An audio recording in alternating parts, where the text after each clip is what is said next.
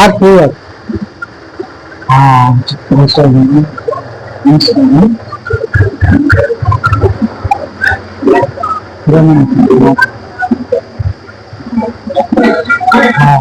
మాట్లాడిన మాటంగా సర్వసత్యం లేదని నిరూపించుటకు పొందుకున్నాను. వారు మొన్న ఏం మాట్లాడారంటే, వీడియో పెట్టి సమాజం మారాలంటే రక్షకుడు కావాలి అన్నారు. అందులో సగానే సత్యం ఉందని,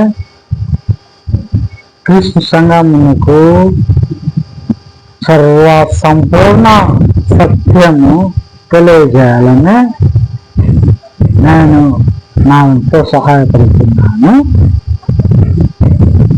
అందులో ఉన్న సంపూర్ణత గమనించండి. ఇప్పుడు మారాల్సింది సమాజం కాదు. సమాజంలో నుండి ప్రభు రక్తం చేత విమోచింపబడిన వారు సంఘముగా కూడుకుంటున్నారు. ఈ సంఘము మారాలి. ఈ క్రీస్తు సంఘము మారాలంటే సంఘంలో ఉండే ప్రతి ఒక్కరికి మారు మనసు ఒక్కటే ముఖ్యం. అందరూ మారు మనసు పొందే ఆ సంఘము నూతనమగునట్లు,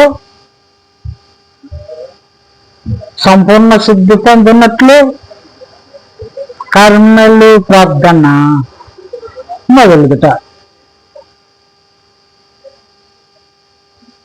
ఎందుకంటే ఈ కర్మలు ప్రార్థన ఏలియా చేసిన కర్మలు పర్వతంపై ఏలియా చేసినటువంటి ప్రార్థన ఏమని చేశాడు ఏలియా?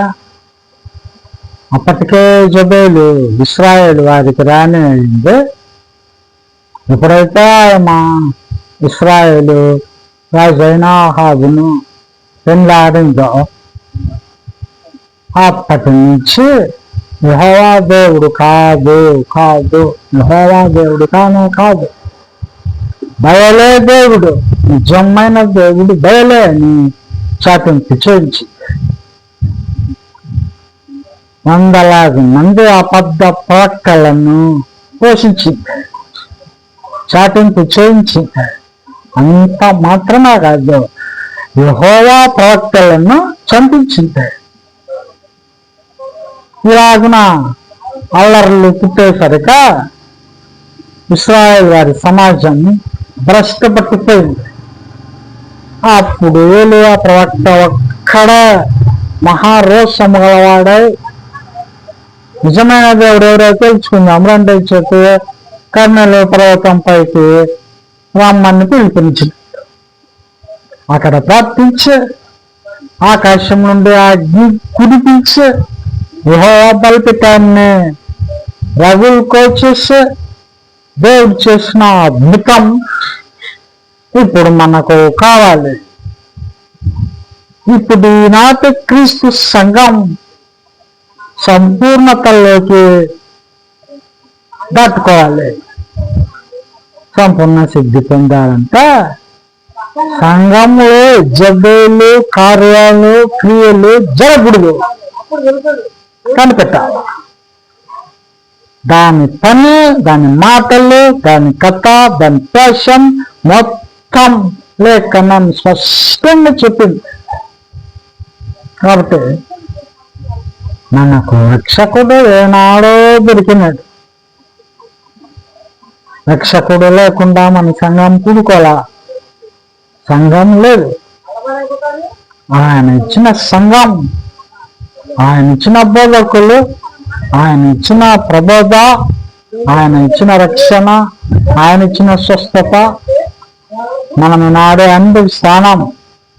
మనకు తెలియకుండా మనల్ని జోక్యం చేసుకుని మన నోటి ద్వారా, మన చూపు ద్వారా, మన ప్రవర్తన ద్వారా, మన వేసే కానుకల ద్వారా ఈ జబ్బులు మనలో ప్రవేశించి మనల్ని తన తప్పి తిప్పుకొని అక్రమంగా, న్యాయంగా చేసింది. అది మనకింకా తెలియదు.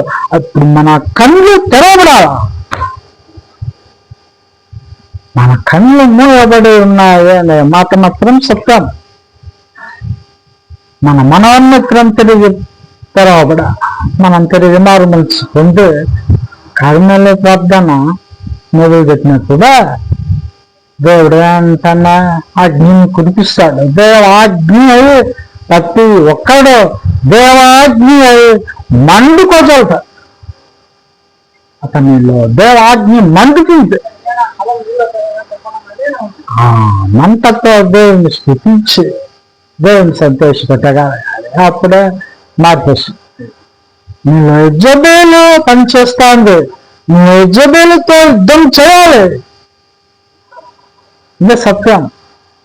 ఈ సత్యమందు నువ్వు ప్రతిష్ఠితుడేవై సత్యముతో ఆత్మతో తండ్రిని ఆరాధించాలి.